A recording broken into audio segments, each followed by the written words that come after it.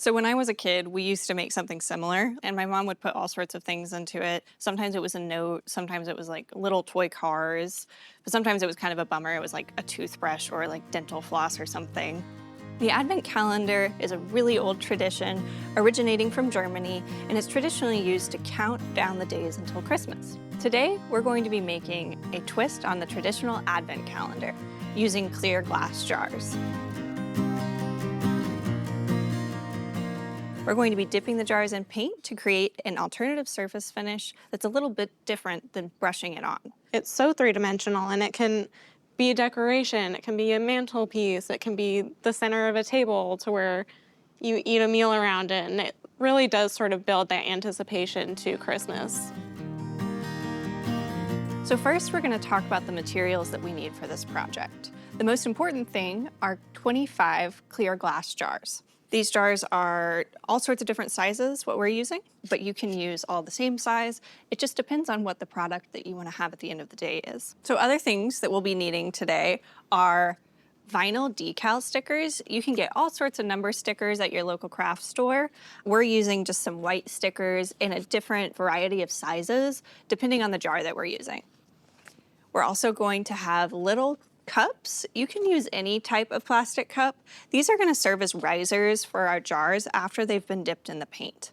Once we do this process, there's going to be some small areas that are transparent still, so we're going to put some construction paper inside of it just to make sure that those treats that are inside are blocked from view until the day they're opened. The last tool that we're going to use is an X-Acto knife. This is going to come in handy when we're removing our number decal stickers right before we put our construction paper in. The next thing that you're going to need in the process is your paint. The paints that we're using are an interior latex paint that's flat.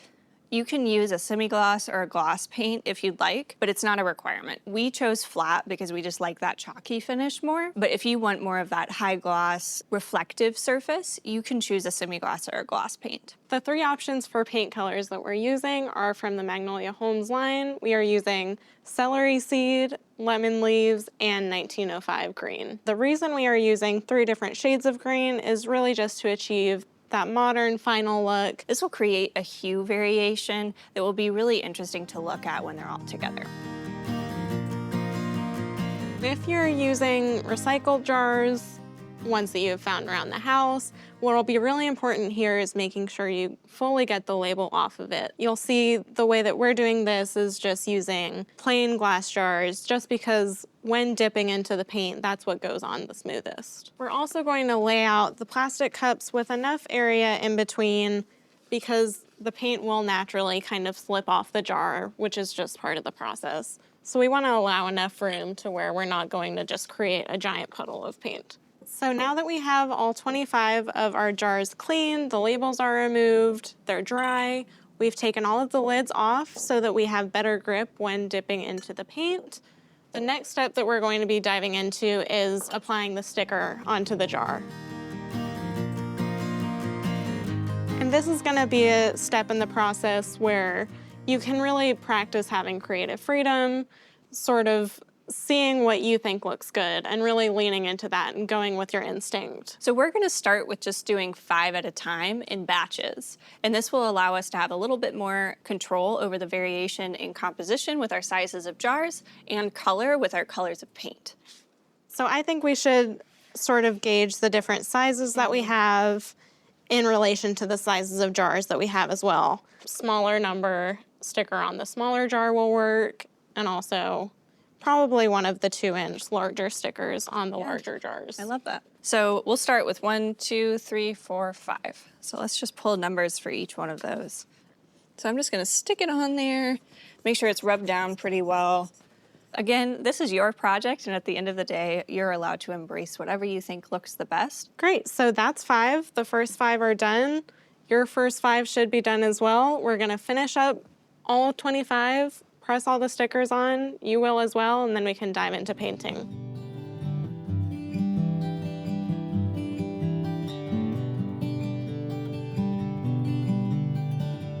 So these stickers are actually going to disappear after we're done with painting. They just serve as a resist for the paint, and they'll leave a little bit of clear glass where they've been stuck. So we're going to go ahead and get all of our jars cleared and prep our surface for painting.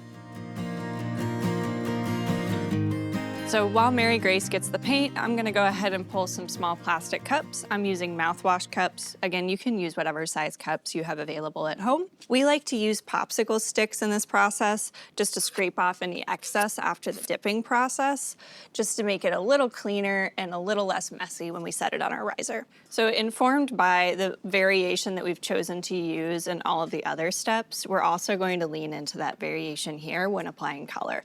You just want to make sure that that white layer of pigment that's on the top of the gallon when you open it is fully mixed into that paint before you get started. Something before going into this, if you do have brand new gallons of paint, what we did was go ahead and pour out about that much paint into a separate bucket, just because if it is full, there is potential for a little bit of overflow when you initially dip the jar. So Mary Grace is holding on to it tightly, and we're putting it into that gallon of paint. She's going pretty slow. We just want to take our time with this process and not rush it. This will reduce the mess and make sure that that finish on the surface is a lot cleaner at the end of the day. So once I have the initial dip, I want to do a little wiggle just to get all of the globs off. Maybe even scrape it alongside of the gallon, and then go in for a second dip. It's just to really sort of fix any imperfections that you're seeing. It also creates a thicker layer of paint, because when you do peel off the sticker, you really want to make sure that you have a firm base of paint. So now that I have the second dip, we're going to go in with our popsicle stick, just do a little scrape. I'll hand it to Liz, and she will set it on our little cup. So this one's going to be a little bit different because it's so shallow. So I probably will just go above that 2 sticker that we put on it. And again, I'm going kind of slow, just shaking it a little bit in there to make sure I get it into all the texture on this jar. Pull it out, kind of just give it a little wiggle. And I'm going to do the same thing, just kind of scrape any excess off the bottom using the side of the can. Then I'm going to dunk it again back into that fondue. Give it a little wiggle. Okay, so now getting all that excess off, just gonna set it on our riser. So we're gonna do number 3. What color do you wanna do? I think let's do the lighter. Yeah, great. And do you want to do number 4 while I'm doing this one? Yeah, let's do it. You wanna do darker again? Yeah. Okay, great. What's nice about the glass jars too is that you can see through it and you can see where the paint is hitting. So if you don't like the initial dip, you can always go back in. So we have 1 more. We're gonna dip this last one, and then we have 20 more to go. And we just wanna encourage you all to keep in mind the color and the depth of your dip to create a little bit of variation. And we hope you'll have fun while you guys are doing it.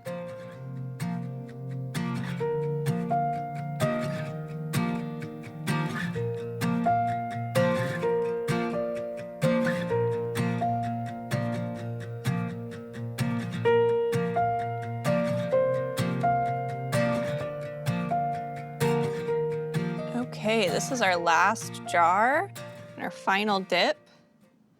You've now dipped all 25 of your jars, and you're ready to let them sit and dry for a few hours, probably 3 or 4. The paint will remain a little tacky, and depending on the climate that you live in, it could change how fast or quickly your paint dries. So we're just gonna set these here, and then the next step will be peeling off the stickers, and we'll come back and show you how to do that when everything is dry. The next step is going to be to use our X-Acto knife to get these stickers off. So as you can see, the 5 is still sticking out a little bit once the paint has dried. So in order to cut around it, I'm going to angle towards the sticker itself just to really make sure that I'm peeling it off as I score it. So once you have outlined all around the number, you can sort of tuck the blade under the sticker and pull up a little bit and then use your hands to gently pull the sticker up. Looks great. And you're free to go in and sort of clean up any edges that you see. But with something like this, I think that small mistakes kind of add some charm to it. Now we finished these numbers. It's your turn to finish your 25. Just remember to use your tool carefully, and we'll come back and refine our project with all of the finishing steps. All right, so now we're down to the final details. Before we add our treats, which I think is the most exciting part, Absolutely. we're gonna go ahead and add some different types of construction paper in there just to really add some backing to the number since it is clear. If you don't want to see the treats through the numbers, this is why we're doing this. It just blocks the view to make it more of a secret or a surprise until the day that you open it. But if you're not putting anything in there that you want to be a secret, you can skip this step. But we like to do it just to keep it as a surprise until the day we open it. An easy trick to putting the paper in there is measuring how high up the number goes, just so that you can really get the sizes right. But again, this is just something that we're doing for this example. All right, now that we have the paper in here, we're gonna do the best part, I think, which is adding a treat.